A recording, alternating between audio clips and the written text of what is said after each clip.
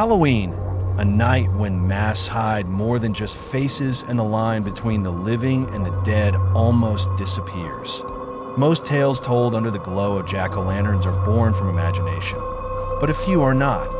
Some stories don't fade with time. They linger whispered in the dark, waiting for someone brave enough to listen.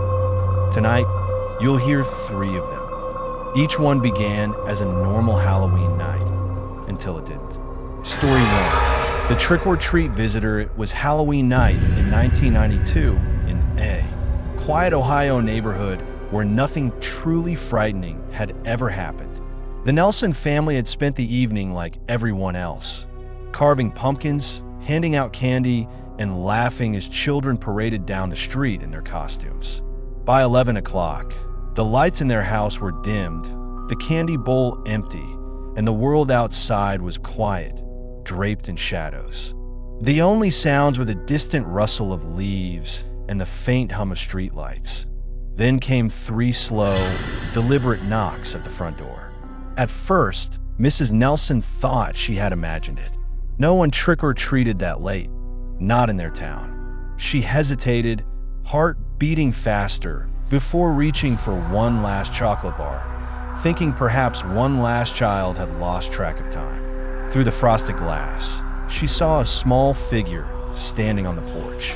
The costume was strange, old, stiff, and heavy-looking. It hung unnaturally, like it had been worn for decades. The figure's head was bowed, hands rigid at its sides, and it did not move when the porch light flickered. "Trick or treat?" she asked softly, opening the door just a crack. Silence. The figure remained still.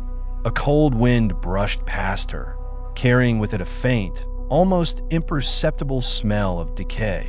Then, slowly, the figure lifted its head.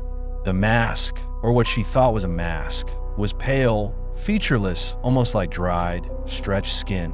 2 deep, black holes stared at her where eyes should have been, and a whisper slid through the air. "You gave me this last year." Her blood ran cold.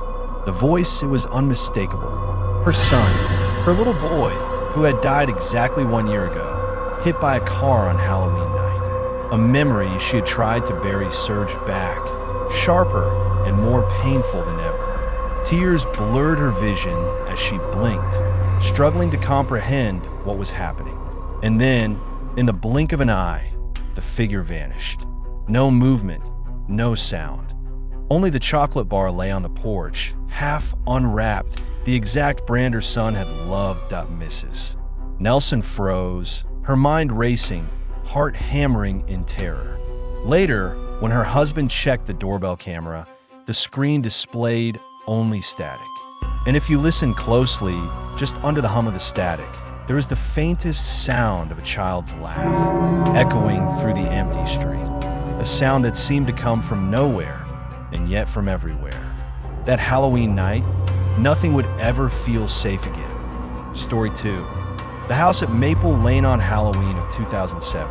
For friends from Michigan decided to film a ghost hunt inside an abandoned farmhouse on Maple Lane. Locals whispered that the last owners had vanished on Halloween night decades ago. And ever since, strange sounds and flickering lights have been reported by anyone who dared approach.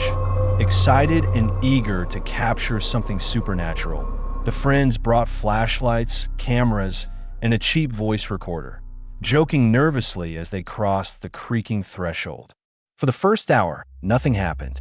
The floors groaned under their weight. Dust rose in lazy clouds, and shadows stretched along the cracked walls. But then Alex, the tallest of the group, noticed something unusual. Each time they walked through the living room, the old grandfather clock ticked louder, more insistent, even though there were no hands on its face. The ticking seemed to follow them, echoing unnaturally through the empty house. Trying to stay calm, they continued filming, making jokes and laughing to mask their growing unease. Later, when they reviewed the voice recorder, they noticed a faint sound beneath their laughter. A whisper so soft it almost blended with the static. "Don't leave me here." The words sent chills down their spines. Moments later, Alex screamed. The door to the living room had slammed shut by itself, trapping him inside. They struggled to force it open, hearts pounding. When the door finally gave way, Alex was gone. No footprints, no struggle, nothing but a cold, lingering silence. The police were called, but no trace of him was ever found. The house was eventually demolished in 2012, but locals claim that on every Halloween night, if you stand near where the house once stood, you can still hear a single, relentless clock ticking, as if counting down for someone or something that never left. Story 3. The last costume was 1998 in a small town in Oregon when a college student named Lily was walking home from a Halloween party. She was dressed as a ghost, a simple white sheet with 2 holes cut for her eyes. The streets were empty and quiet, the cold air crisp against her skin, and the distant sound of wind through the trees the only companion to her footsteps. Halfway home, she began to notice footsteps behind her, slow, heavy, and perfectly matching her pace. She turned quickly, but no one was there. The shadows seemed to stretch unnaturally under the dim streetlights, and the feeling of being watched grew heavier with every step. Lily tried to calm herself, telling herself it was just her imagination, that maybe some prankster was following her from the party. She increased her pace, then broke into a run, weaving through empty streets and dark alleyways, hoping to reach the safety of her apartment building. Finally, she arrived, locked the door behind her, and leaned against it, catching her breath and trying to laugh off the fear. But when she looked down at her costume, her laughter died in her throat. Across the back of the sheet were 5 long, dirty fingerprints, as if someone or something had been holding on her the entire way. The next morning, Lily did not show up for class. Her friends went to check her apartment, only to find the door still locked from the inside. Her costume lay crumpled on the floor, but Lily was nowhere to be found. The police investigation revealed no sign of forced entry, no footprints outside, and no evidence of struggle. The only clue ever recovered was a white sheet caught in the branches of a tree 2 streets away, fluttering in the wind. Lily was never seen again, and every Halloween since, locals tell of a lone figure in a ghost costume wandering the streets at night, vanishing when approached, as if the last costume had claimed another victim. Halloween is a night for fun, for candy, for costumes. But as we've seen tonight, some stories aren't just tales. Some are real, lingering shadows that follow long after the night ends. Remember, every sound in the dark, every knock at your door, might not be as innocent as it seems. If these stories sent chills down your spine, there's another one waiting for you. A terrifying real-life horror that happened at a supermarket.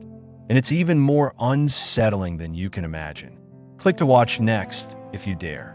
Before you go, make sure to like this video if it scared you, subscribe to the channel to never miss a true horror story, and comment below which story haunted you the most tonight. The shadows are waiting. Are you brave enough to stay?